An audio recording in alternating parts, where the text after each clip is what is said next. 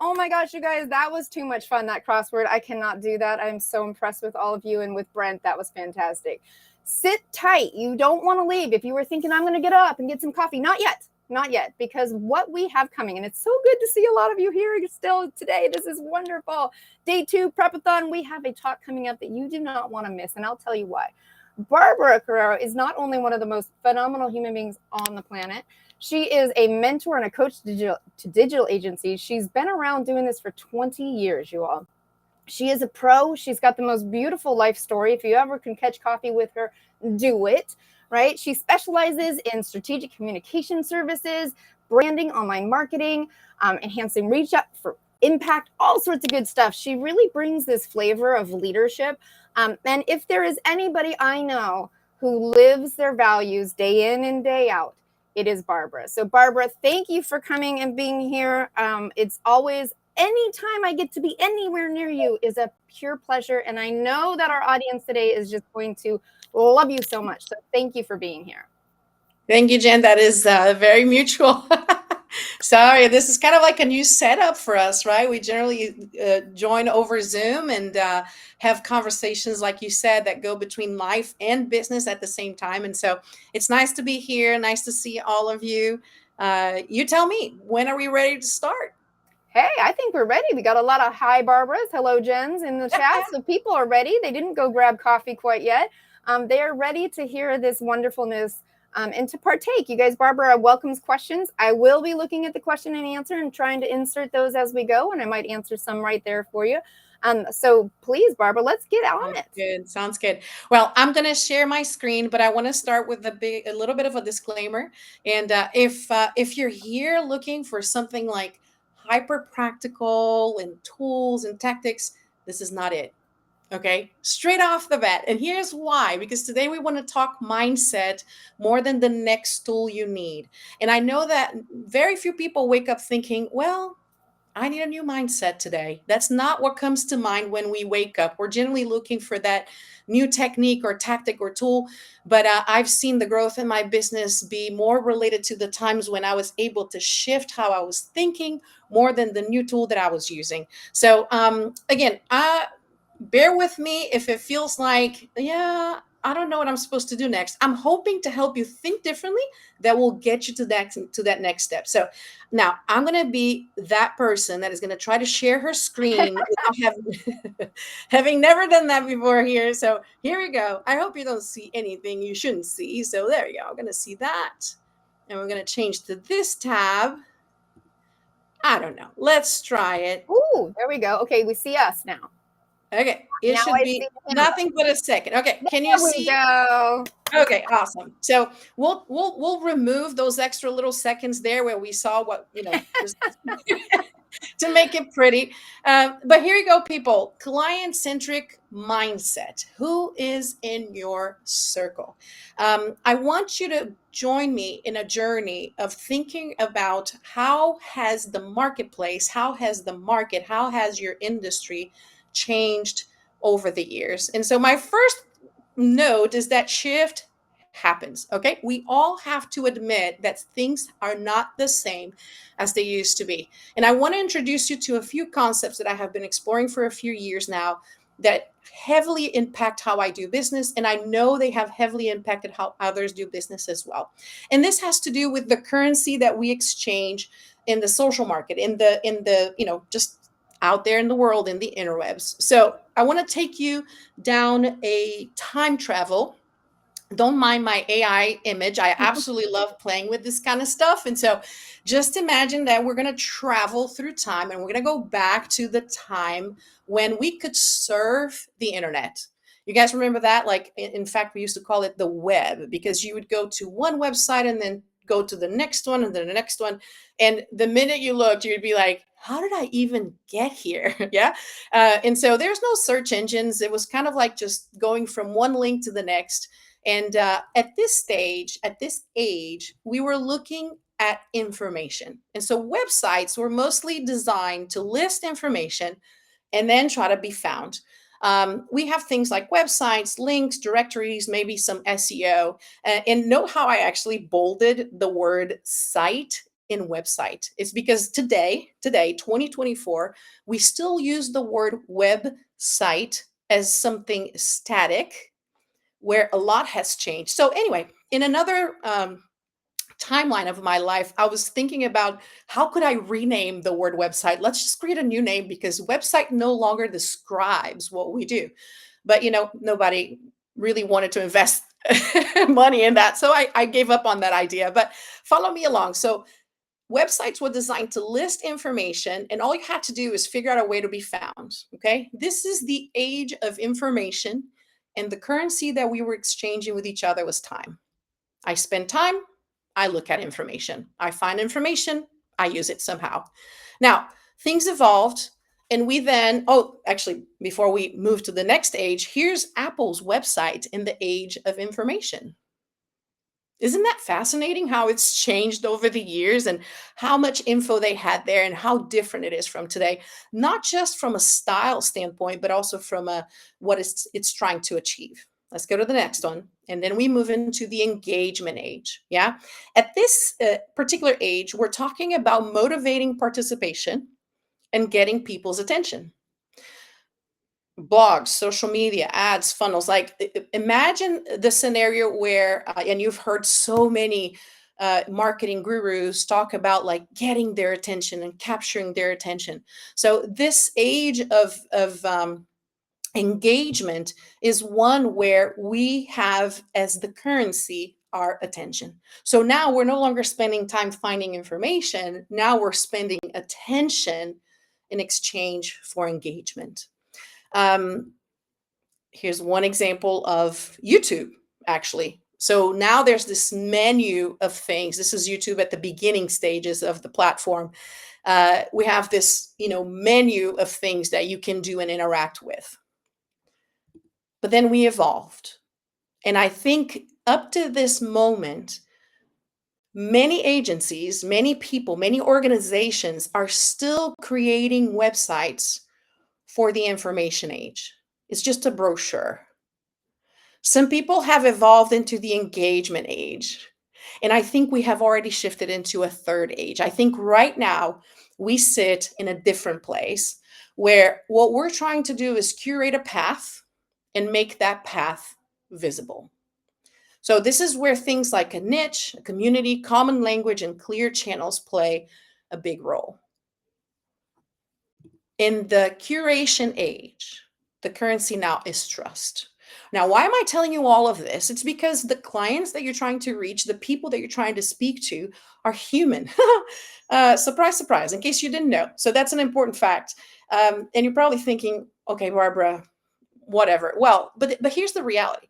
There's so much information out there that I can no longer read, assess, meditate, discern all that is out there. And so I'm craving somebody that will curate it for me.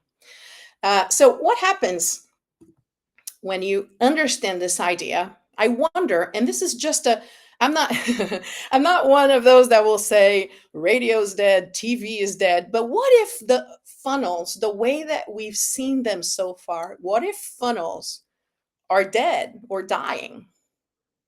I'll explore this idea a little bit further, so bear with me, but here we go. Everything around us right now is confusing, it's overwhelming, and it's just too much. And when I say everything, just think about all that you have access to nowadays. And think about all that your clients have access to nowadays. Our brains are tired. And here's what you need to know is that your clients' brains are tired as well. So when I recognize the scenario that says my clients' brains cannot handle all of the information out there, I will start treating them, dealing with them, leading them, working with them differently. And why is this so important? The reason why this is important is because one of the resting places for the brain is curation. Let me give you an example. For those of us that are participate in U Academy with Brent Weaver, Brent is a curator for us. He's helping us curate a path for those that are agency owners that will basically give me, hey, here's your first step, here's your second and your third and your fourth. So someone is creating a path for me that alleviates that pressure that says you have to read and assess everything before you make a decision. Uh, there's so much coming our way that our brains are all craving curation. That's why you see YouTubers making a lot of success online asking, what should I unbox next? They're basically curating things for you without you even noticing. Now, the winner in this new age is the curator. What does that mean for us as agency owners? What does that mean for our clients? What does that mean for those that buy from us? Well, here's what it means. That means you have a role. So no longer you have to worry about just putting information out there for people to consume through their time. You don't have to worry about creating engagement that will get their attention. At this stage, your role is to create a path that they can follow. So the question for you today is, what are you curating and for whom? So I want to pause here just for a second. I want you to think about this question and look at your business and think, what am I curating? What kind of path am I curating and for whom? Who would follow the path that I'm curating? Now, if I'm a generalist and I'm just, talking about everything and anything, or not talking about anything at all, which is very common for some of us, we'll kind of hide in our little shells, right? There's no path that I'm curating for anybody. And so one of the questions that I would like for you to start is identifying the whom. Who are you creating a path for?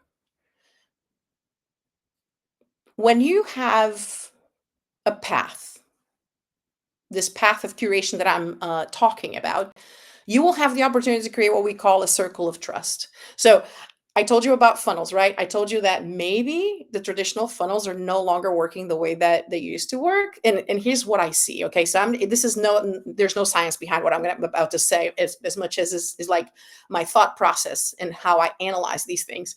So when you think of a funnel, you think of the top of funnel as like this big, gigantic, I don't know, net where a bunch of things come in and you kind of have to push them down this narrow little entry, narrow little point at the bottom where they will finally convert. And what I think is happening right now in the marketplace is that I'm no longer bringing a lot of stuff in this top of funnel. By the way, how many of you have all of these things coming up at the top that you have to then push down? I think what's happening is I'm now able to create one entry point that then introduces people to my circle of trust. So what is that entry point? What is the first yes that people will give me in the marketplace? What is the easiest thing I can talk to them about, I can convince them about, that will get them to simply say yes to my circle of trust? And then within that circle, instead of it being something that narrows down over time, I think it's something that expands over time. So as long as I can speak a common language and I can address the issues and problems of a particular group of people, I'm going to find myself creating a path for them of curation that will introduce them to our circle of trust. A lot of blah, blah, blah, I know. But follow me along. We have a few more things to look at. And so let me go a little bit deeper in this topic so you can understand what I'm trying to say. The game has changed. And here's what happens. We have been told for many years, some of you may still have this on your website, that we're supposed to stand out. We have been told that. We're supposed to stand out from the competition. You may be using that exact copy for your clients in the websites that you design for them. Stand out from the competition, right? And I believe this one for sure. If nobody has ever said to you that this is dead, I'll tell you this is dead. Okay, we're no longer standing up. Have you seen the photos of the big, all of the black umbrellas and the yellow umbrella? Well, here's the reality: you can still be the yellow umbrella, but the umbrellas around you are no longer all black. Everybody has something unique. Everybody has something spectacular about them. Everybody has something that is a differentiator. And so, how can you really stand out when everybody else is trying to stand out? So, in my opinion, I think we're no longer playing a game that says you have to stand out from the crowd. I think that game has changed. I think what we're playing now is a visibility game. And that visibility game is played a little bit different. Again, society has changed, the internet has changed, generations have changed, and our game has changed. There's power in familiarity. Why do I say this? Because when you're trying to get new clients, new leads, new projects, there's something to be said about being familiar to those that are saying yes to you. And so this familiarity has played a role in different ways in the marketplace, like, oh, omni-channel, be everywhere so that you see your brand everywhere. Well, great. Yeah, it kind of works. But at the same time, what I'm doing at that stage is basically just being loud everywhere. What if I can narrow down into a smaller number of channels, be present and visible in those channels in a way that presents myself as a curator for them?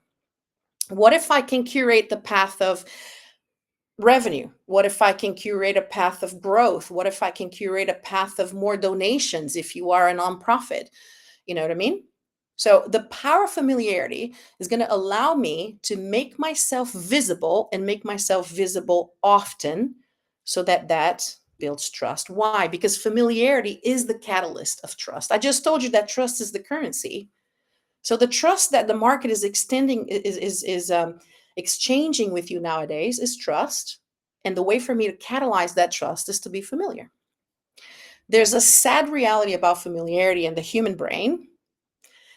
And many stories are told about uh, victims of abuse that have decided to stay with their abuser simply because it's familiar. That's how much familiarity plays a role in our decision making and our mindset. And so when I think about brands and I think about the marketplace and I think about the clients that work with me, I need to increase the trust that they have in me. And the easiest way to do that is by showing frequently, being familiar to them. But I no longer have to be everywhere. So nowadays, I want to give you the freedom to play the visibility game at a level that is significantly easier than it's ever been, significantly cheaper than it's ever been. Because now you have control over a few things. In the visibility game, you have control of how you're visible, right? Think about this for a moment. I can control how I'm visible. So I can present myself as the curator for X in the groups that I'm a part of. I can present myself as the curator for Y at the conferences that I speak at. So how are you visible? As in, like, what is the persona? What is the identity? What is the heartbeat that you want people to see when you are visible in all of the channels that you are visible? You can be visible in just one channel. You can say, you know what? I'm just going to be on Twitter. I'm just going to be on LinkedIn. I'm just going to be on Facebook. You don't have to be on all of them. But let's just say you pick one. And in that channel, you're going to show up as the person that is the expert on this. And you're going to speak about that topic often. How you're visible, it's your choice. Then you're going to decide where you're visible. I just told you about channels. You can be, again, like I said, in 20 channels if you want, but that's exhausting. I would rather say master one of them or two and then move on to the next one. So allow yourself a place where you can say, you know what? I really don't like that channel. There's freedom in that too. So I really don't like that channel. I'm going to invest my time here. Now, let's advocate for being where your clients are. Okay. So I'm not saying don't go where they're not, but I am saying that there is freedom for you to decide what makes sense to you. Ways to be visible. You guys ready? Here's 3 ways to be visible, and they all work.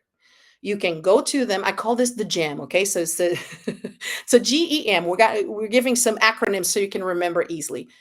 You go to them. That's GEM. You go to them. This is the cold outreach. That means I am going to them. I'm calling them, emailing them. I'm doing something that will make me visible where they are.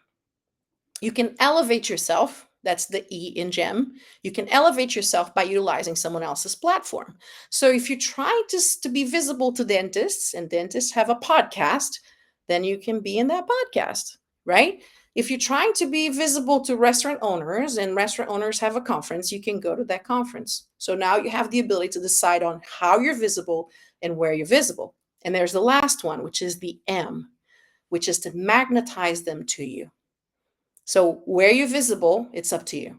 You can go to them, you can elevate yourself, or you can magnetize them to you through content marketing and algorithms. Okay? There's one more. The final one is where most people stop. How frequently are you visible?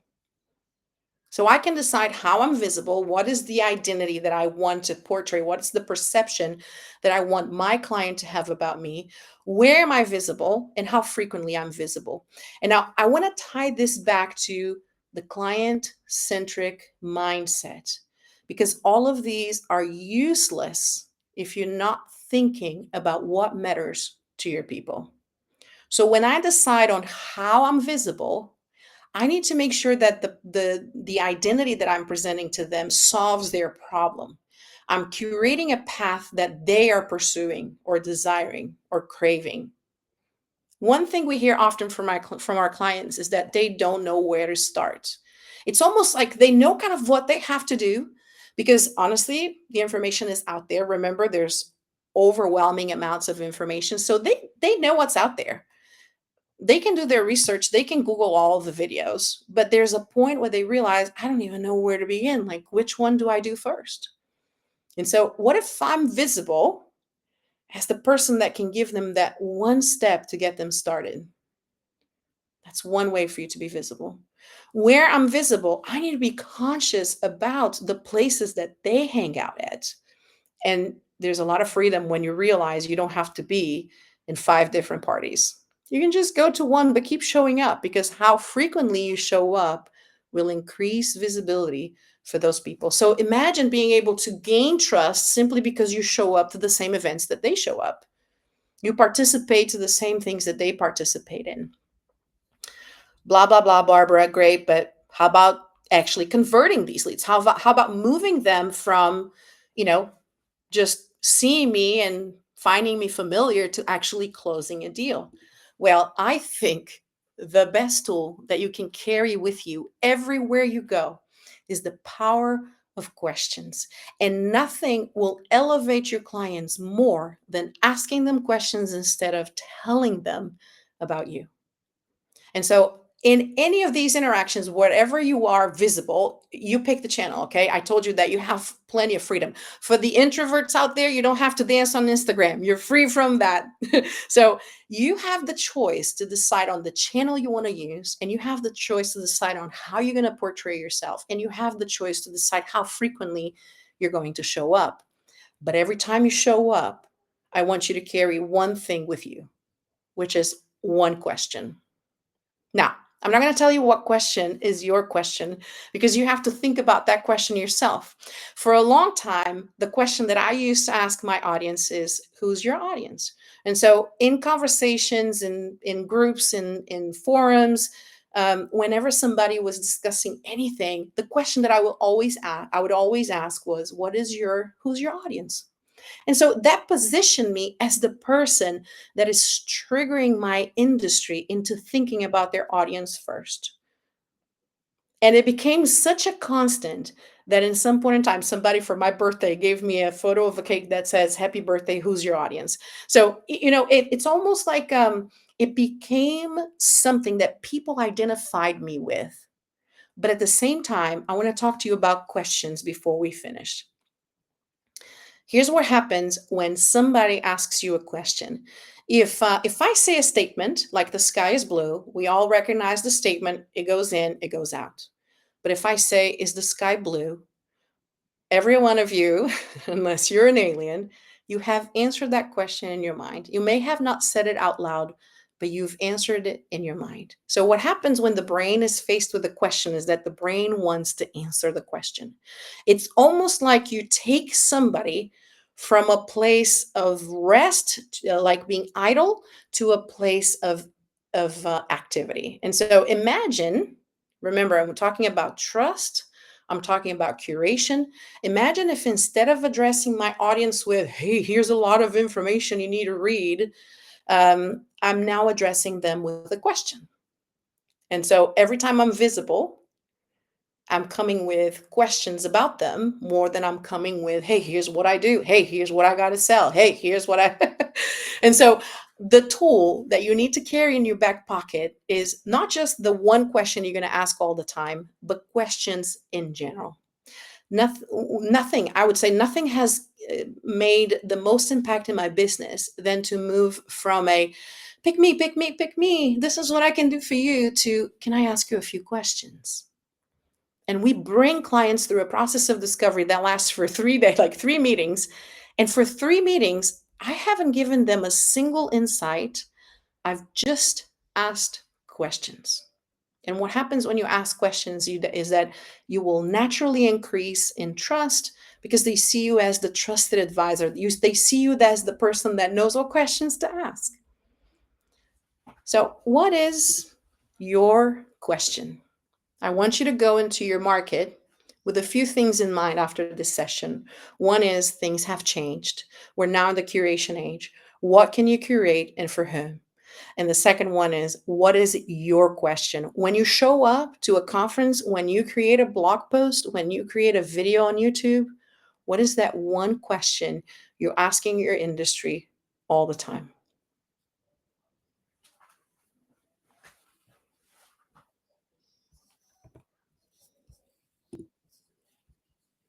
Now, how do I stop this?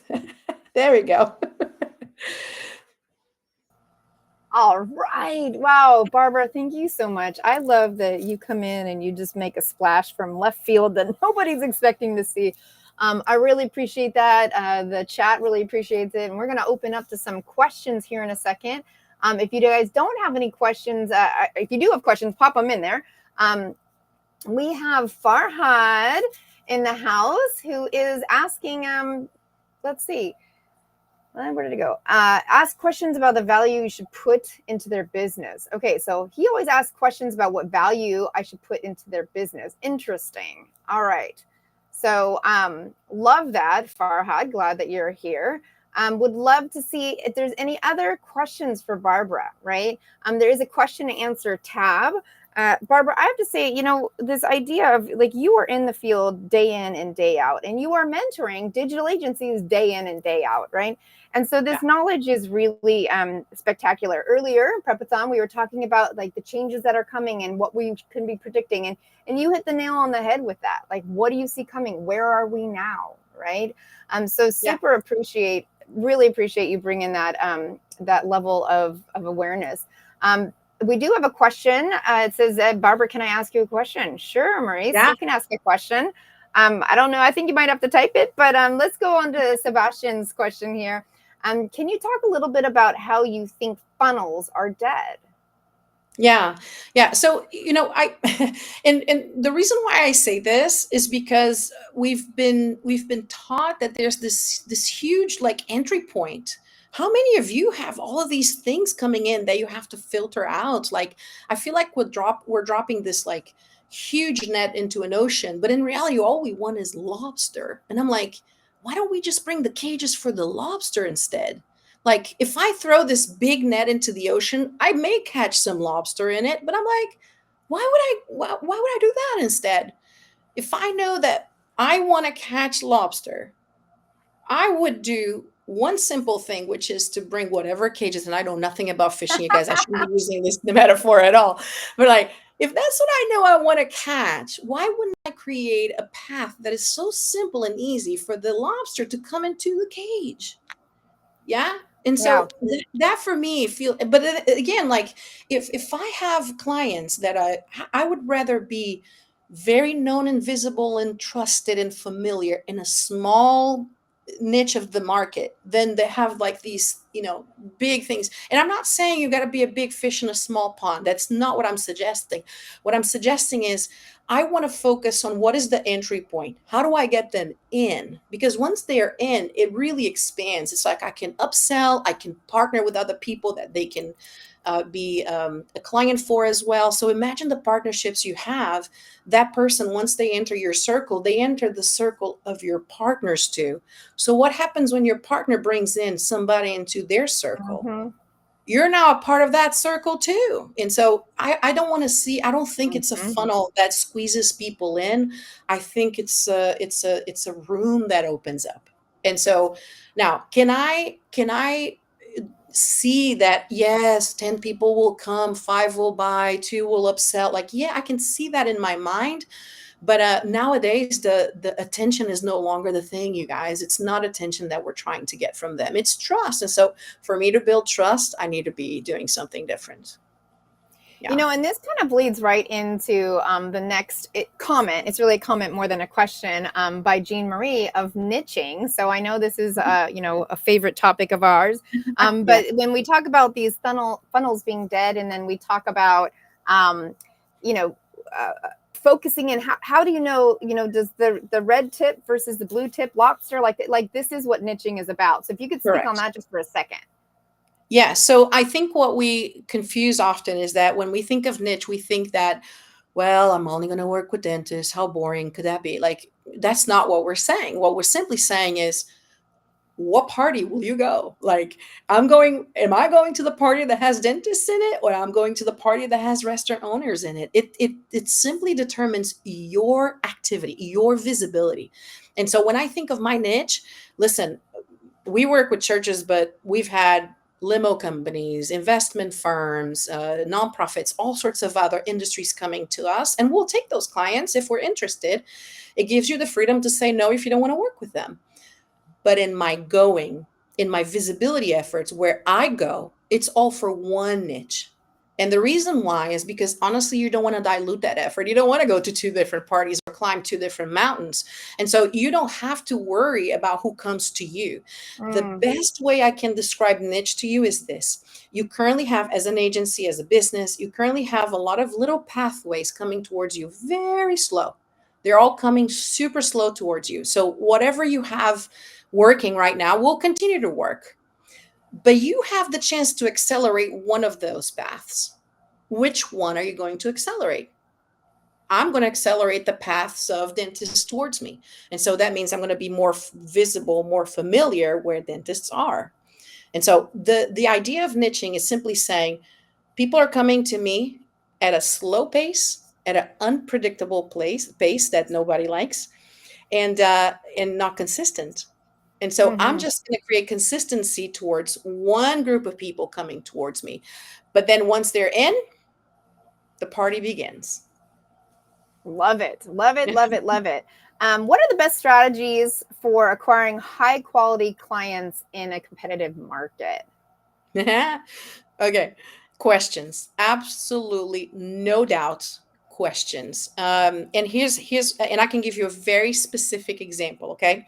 I'm a part of groups within my niche, and a lot of people will tell and will say it out loud, there's no money in churches and churches don't spend money. And I will go into those groups, and sometimes you'll see people saying, hey, my cousin just designed 4 logos for my church. Which one do you like the best? And suddenly you see this influx of people. Hey, I can do one for you for $500.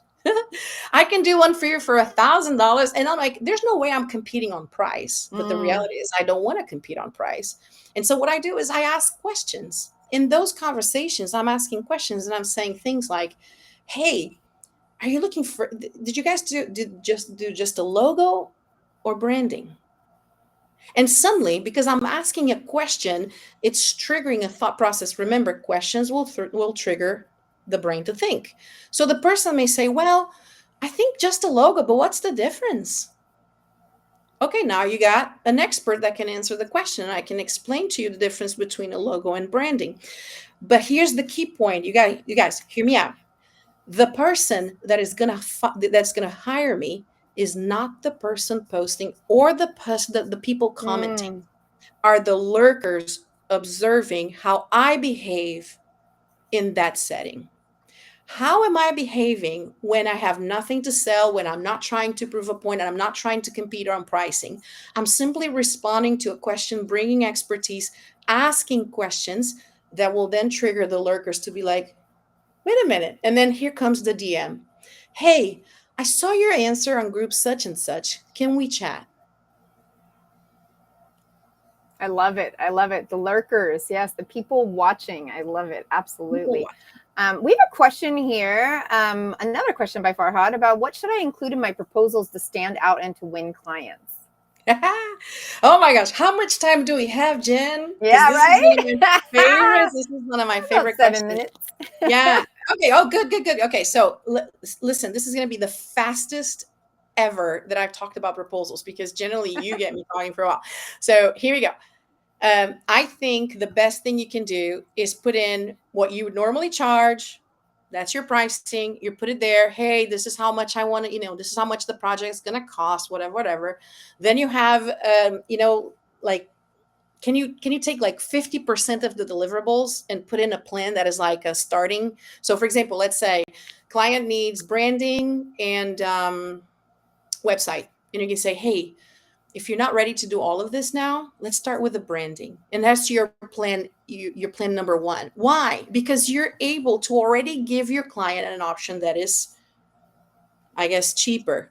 Mm. So guess what happens when you offer them a price that is already cheaper? They're no longer going to ask you, can you cut whatever, but you do it ahead of time. But this is never just half of the price. Generally, you have half of the deliverables and 80% of the price.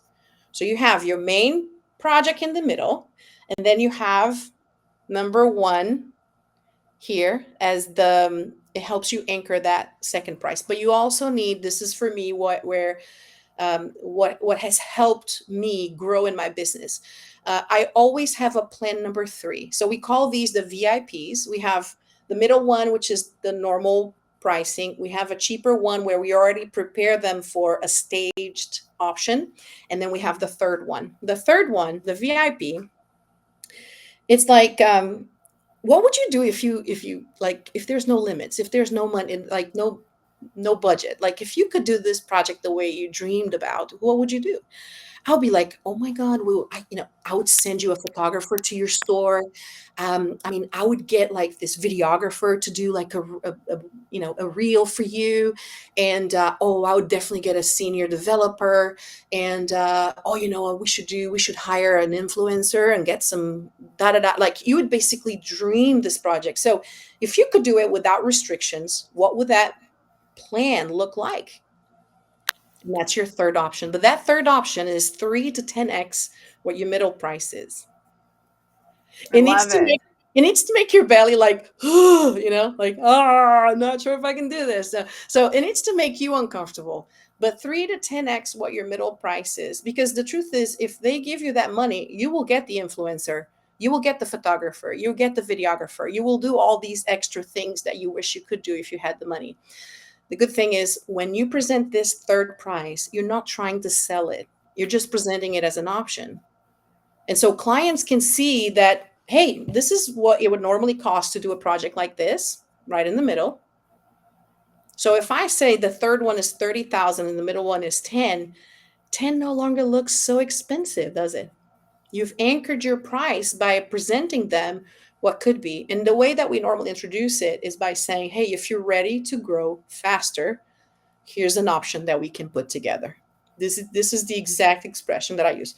If you're ready to grow faster, this is one option that we have. Some clients don't hire you for more because they don't know you can do more. Good Just point. don't know you can do more. So present it, add it there. You don't have to sell it. 95% of your clients will say no to that plan, and that's okay. But you have no pressure to sell it. You're just presenting it as a dream project. And guess what? Some people will say yes. And when they do, you take me out for dinner. I love it. Any day, any day. One last quick question, and then we're going to move on to the rest of our agenda for the day. But this idea, if somebody doesn't want to be on social media, Yes. what options do they have? Just about I 30 love it. seconds on I love it. that. I love it. Listen, I thought I had to dance on Instagram. Like I for real thought like until I do the things that everybody else is doing, I'm not going to win in the business world. And you just kind of think that there's this box that we need to fit in. And listen, I'm here to break that box down and tell you it doesn't exist. You have your own box, introvert, extrovert, it doesn't matter. Your business can be designed the way that you want it to be. And there will be, and this goes back to clients, okay? There are clients out there hoping you're not dancing on Instagram. They don't want to see that version of you. They want to see the version of you that is real, the version of you that is like, more of a toned down kind of person, maybe. You know what I mean? There are others that prefer the dancer, and that's great. So for you, you need to be the person that simply says, you know what, in my business, we're going to do it this way. And you live it out, live it out. So no social media, great. Meetup groups, go in person. You don't want to meet in person. Create content marketing. You don't want to create content marketing. Golly, make these amazing boxes that you send out to them in the mail that completely wow them. You don't want to do that. Hire somebody to be the face of your audit videos. Use AI to create those audit videos, but just allow yourself to be in a place where you say, I don't have to be like everybody else. My business can and should look different. And if you don't want social media, my friend, here's good news for you. You don't have to be on social media. If somebody I else love tells you the it. opposite, just send them my way. I love it, Barbara. Thank you. Thank you. I love the concept of making your business work for who you actually are, because we don't sell into pain. So let's sell into joy. Let's make every day beautiful. Barbara, Mhm. thank you so much for shining your light here today and being with all these amazing audience members. Thank you, audience members, for being here. Barbara, you are the gem, as many people said in the chat. Fantastic. We do have a quiz coming up, y'all, with Brent Weaver. Hacking business growth quiz. So that'll be a fun, good time. And then we go into a masterclass on lead magnets. So stick around for all of that. This is that class will wrap the second day of Prepathon. We have a whole other day tomorrow, so don't write us off too yet. Stay in your seat. Stay here with us. Overall, you guys in the chat, how's your experience going so far? We see Brent already answered that question with an amazing, maybe that was for you, Barbara, but how's your experience going with Prepathon, y'all? We want to know. You all are the fuel that makes us show up and smile and want to be here with you. So yay, there we go. Some love in here. Wonderful, wonderful. Thank you. Fantastic. Whoop, whoop. Thank you guys so much for being here. Have a wonderful rest of your day, Barbara. Always a pleasure. Thank you, Jen. Thank you. And we will see you all soon. Stay tight. Stay seated for that quiz. It's a coming.